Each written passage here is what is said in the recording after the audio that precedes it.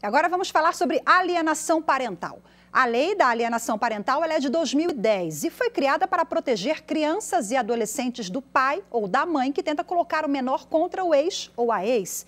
Recentemente, essa lei foi atualizada para aumentar a proteção dos menores. Este homem diz que a ex-mulher não aceita a separação e, por isso, ela faz várias acusações contra ele ao filho do casal de 6 anos. Só o nosso relacionamento terminar, que ela começou a dificultar de várias formas o meu convívio com ele. Desde não estabelecer visita, desde entrar na justiça pedindo guarda unilateral, alegando uma série de coisas que ela não pôs uma prova. Por causa da atitude da ex, o homem entrou com um processo na Justiça de alienação parental contra a ex-mulher.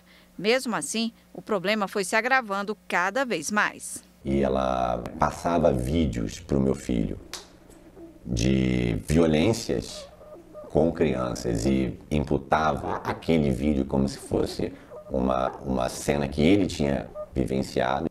Geralmente, a alienação parental começa após a separação do casal. Quem ficou inconformado começa a desqualificar o outro para tentar romper os laços do filho com o ex ou a ex.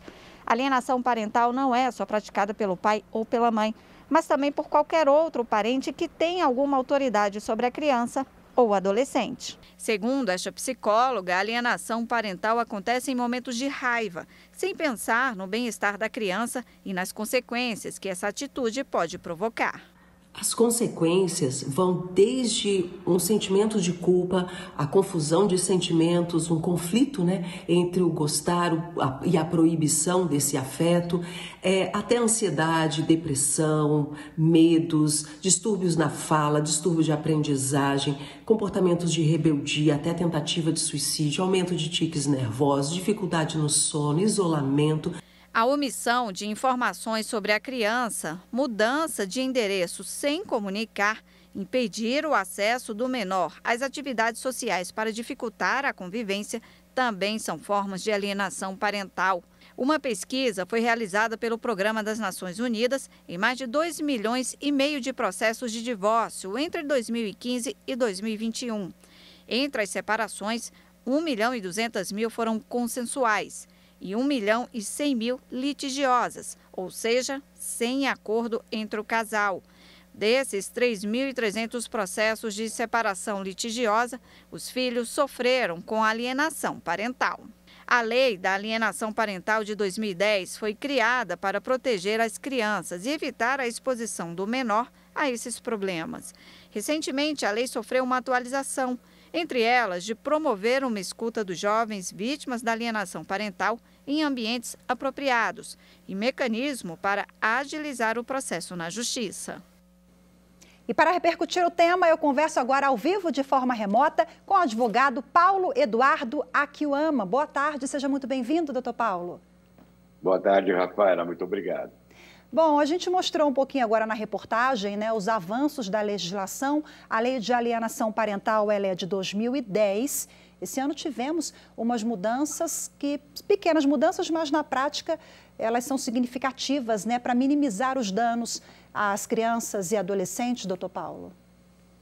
Sim, evidentemente. A atualização era necessária para a lei da alienação parental para trazer no dia de hoje, principalmente depois da experiência da pandemia, no início da pandemia, onde todo mundo ficou com isolamento e houveram muitos casos de alienação parental à época. Então, esses pequenos detalhes de um ambiente aconchegante, essa criança num local onde ela se sinta segura para falar o que está acontecendo, tudo isso faz a diferença até na qualidade desse depoimento, da fala dessa criança, né? Na verdade, essas mudanças trouxeram a Lei 13.431 de 2017, a qual ela normatiza a forma de depoimento especial da criança que é vítima de violência doméstica ou abuso sexual. Porém, alguns psicólogos discutem esse tipo de depoimento, se será válido ou não no caso de atos de alienação parental.